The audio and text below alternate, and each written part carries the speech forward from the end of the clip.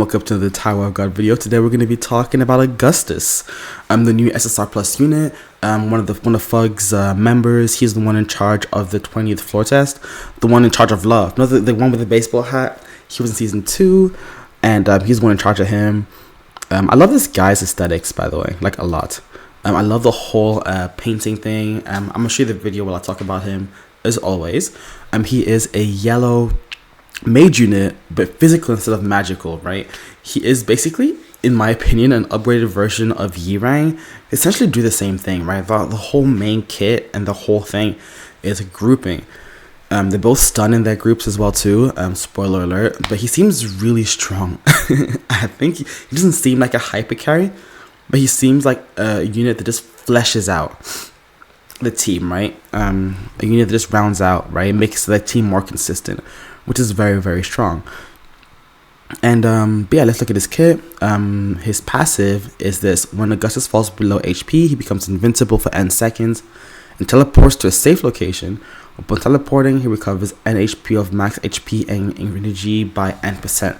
So obviously the energy increase is very good. And he goes to safe location, which is nice.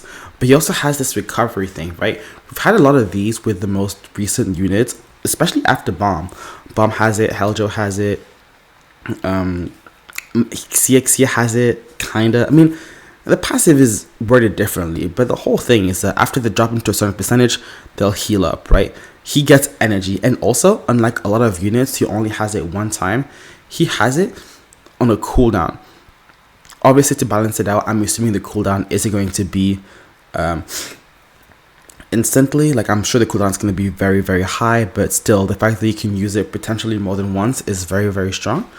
And the other part of his passive is that Augustus's attack bounces up to 3 times to the nearest enemy, excluding the previous target. A little ricochet ability, that's nice. I'm assuming that this is going to get upgraded in the Revolution or the exclusive weapon, but normally exclusive weapons are mostly based on active skills. But either way, I think his Revolution for his passive is going to be really strong, guys. I'm letting you guys know right now. This is my prediction. I think this is going to get upgraded really, really, really well. Either way, let's look at his special move. Augustus draws a zigzag Shinsu to deal % of damage as attack to enemies' range 4 times and stuns them for n seconds each. Okay, so I'm assuming each hit is a stun, right? Which is really nice. I'm assuming that's what that is. Even so, a stun in an ult is very strong. For each skill landed, each increases attack by n% of n seconds, max by n stacks. Augustus becomes immune to status effects while using the skill. That means the skill cannot be cancelled, which is great. And yeah, and also he stuns too. And also he increases his attack, which is good. You want an increase in attack. That's how, you know, he does his damage, right? And then okay, let's look at his skills. I think this skill goes first, and then this skill goes second based on the way that the video is showing. So I'll do this one first. Augustus draws a circular Shinsu to become invincible for n seconds, and invincible is really good, by the way, for an active. Anyways, and increases attack by n seconds and attack speed by n. Yeah, I think this definitely goes in first. Additionally, his basic attacks are enhanced for n seconds, reducing the physical resistance of enemies hit by basic attacks for n seconds. Okay.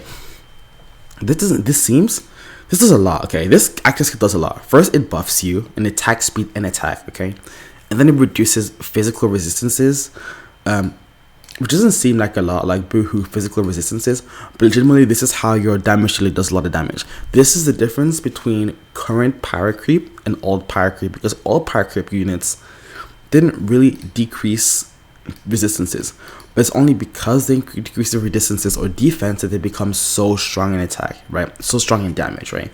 So this is really good, right? And also his basic attack increases physical defense, right?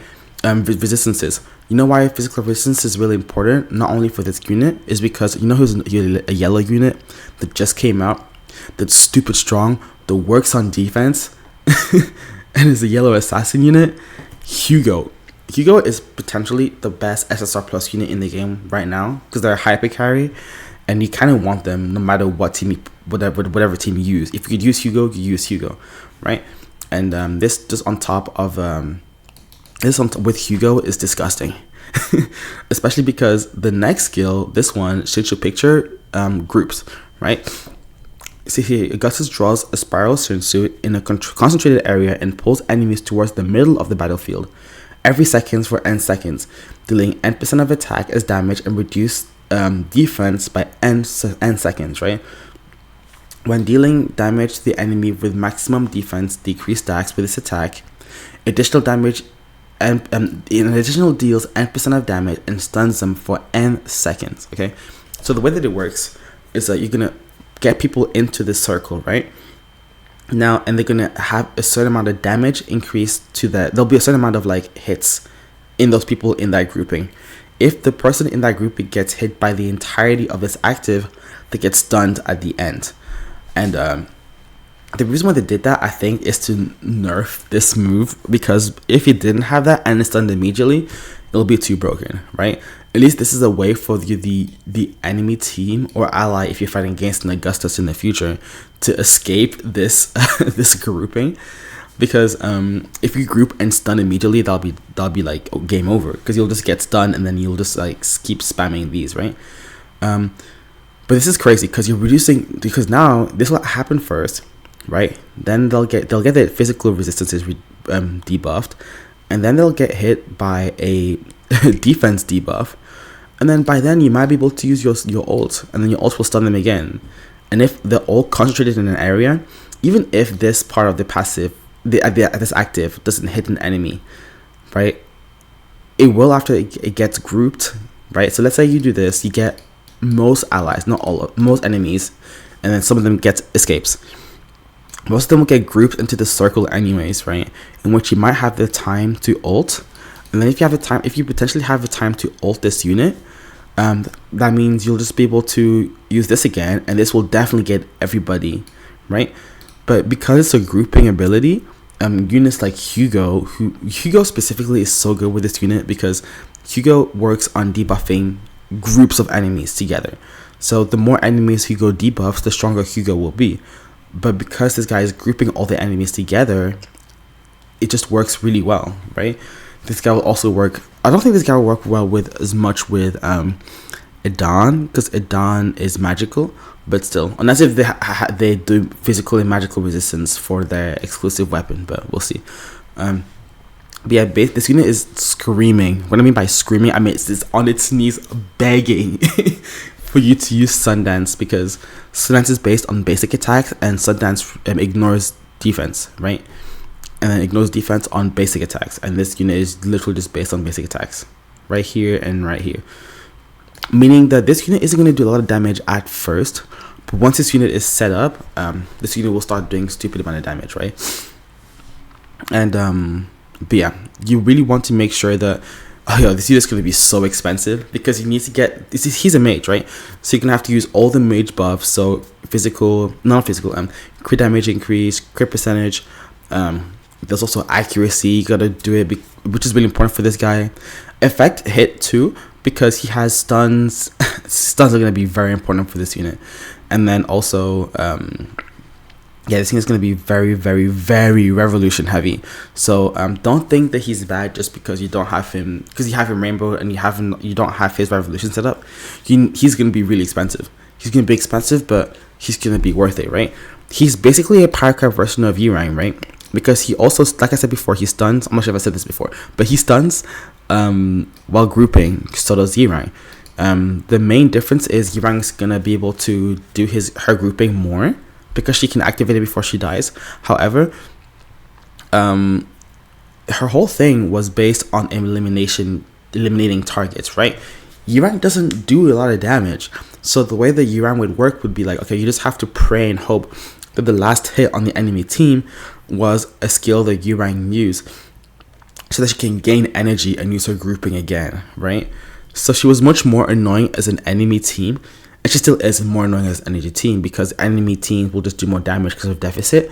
So she'll just kill one of your allies, and then she'll just spam her grouping, right? But this guy doesn't have any of that. He just wants to get his basic attack hits. He just wants to get basic attacks, right? And even if you don't get your basic attacks, you're still reducing defense, and you're still stunning, right? And you're still reducing physical resistances to the enemy team. So at the end of the day, he's going to do a lot of damage. He's not going to do as much damage as Hugo, but he'll do moderate damage, especially since he gets an attack increase on his ult and an attack increase on this passive as well too. Like, he's no joke. He will do a stupid amount of damage, and he's a mage. You can do crit damage increase. Yeah, nah, this guy's so good. If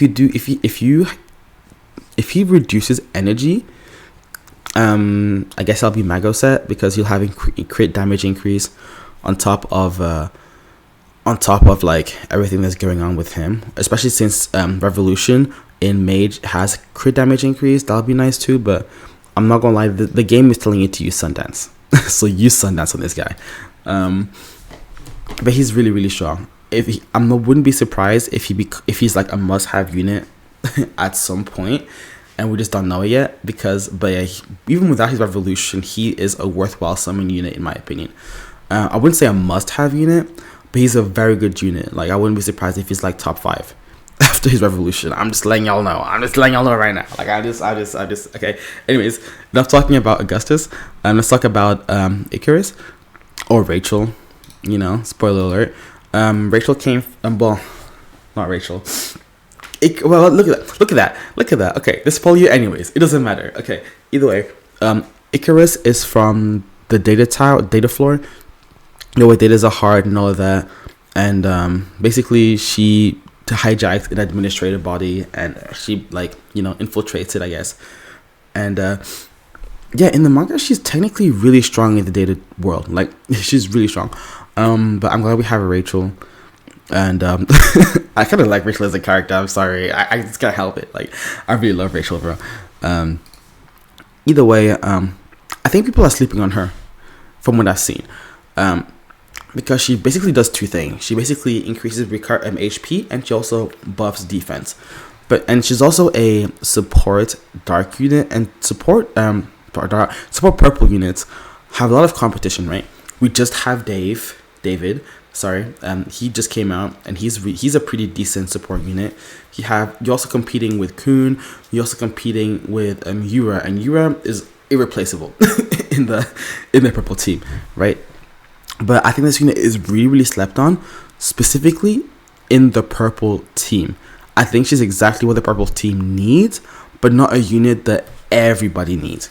But I think that she is the missing piece for purple, right? Granted, she's done SSR plus, so she couldn't be too broken, but she's what the purple team needs specifically, because purple team is very squishy and very, very, very like RNG reliant. You know, if white doesn't kill the enemy, then you're pretty much screwed. And if right, because white is very squishy, and this unit counteracts that. Either way, enough yapping. Here's the skills, right? Icarus increases defense of purple allies by 10% of the battle. Additionally, she recovers HP of all allies by 10% of her defense every second during battle. This is basically the same thing as like Kun, but defense. I'm not sure what the numbers are gonna be, but if you have Kun purple, you know what I'm talking about. And then she recovers HP. I'm assuming they're gonna add something really busted to this passive. Not busted, but this passive is very small. I'm assuming they're gonna add something else to it. But this is really good because, like I said before, the purple team doesn't really have a lot of defense, and well, they just don't survive that well, right? Helter is really squishy. Either way, let's look at her ult. Icarus activates Big Breeder's reinforced ability, increasing all allies' defense again by 10% of his defense for n seconds.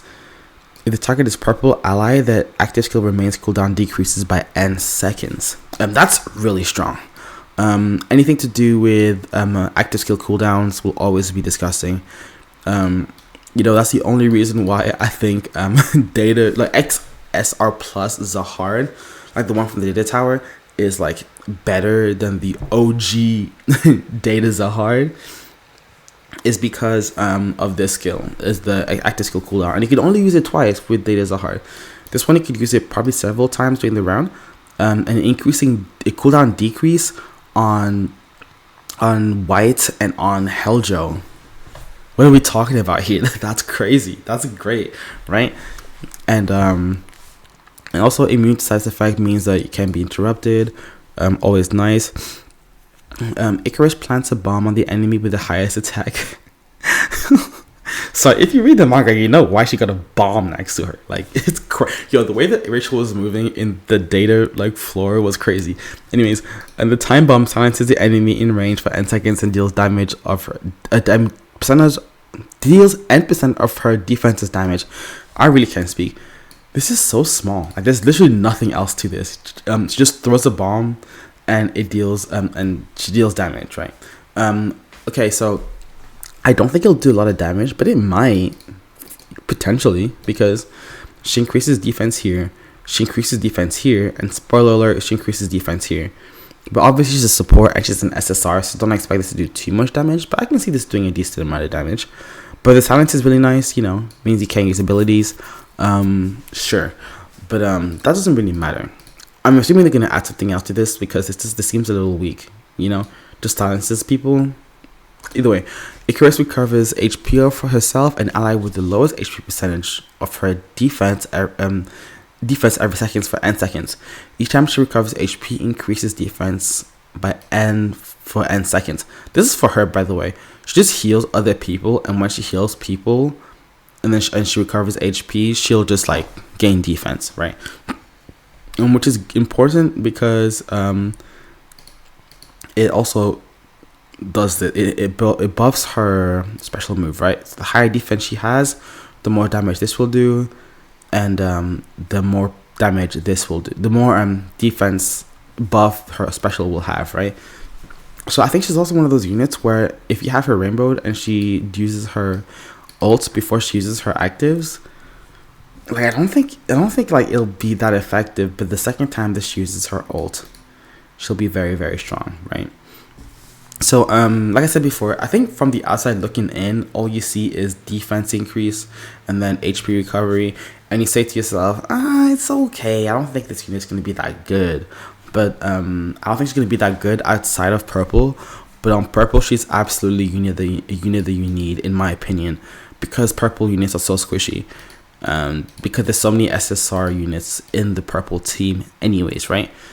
And on top of that, if you include this with units that already has physical and magical resistances on them, it's like a unit like Karaka. You have this with Karaka, and then you add this with like Heljo and White, and you have a good combination here. You know, you have a good combination. But yeah, I don't think she's a unit that really stands out initially. But I think in the team and the setup that she's meant to be in, she will shine really well, which is good, right? I think as a free-to-play player, this is my first impressions. Obviously, it could change in the future. But if you're a free-to-play player or you're debating on something for Rachel, I would honestly wait. And only really summon on her if you're trying to build a purple team. If you're not trying to build a purple team and you're already satisfied with the purple team that you have, I wouldn't summon on her.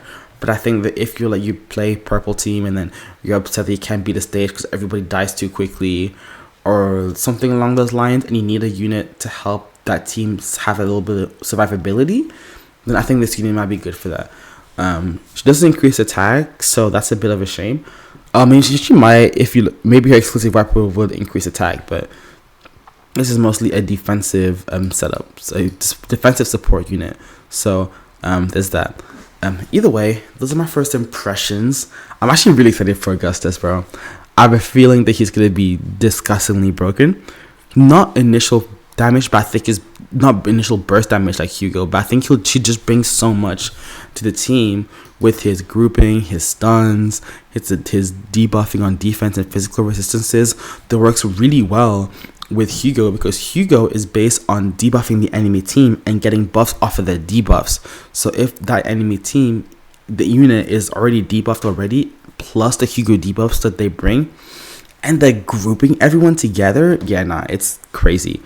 I think Augustus is going to be really strong. He's just a power creep version of Rachel. And I'm not Rachel, of G-Rank, which is great, you know? But yeah, that's the video, and I'll see y'all next time.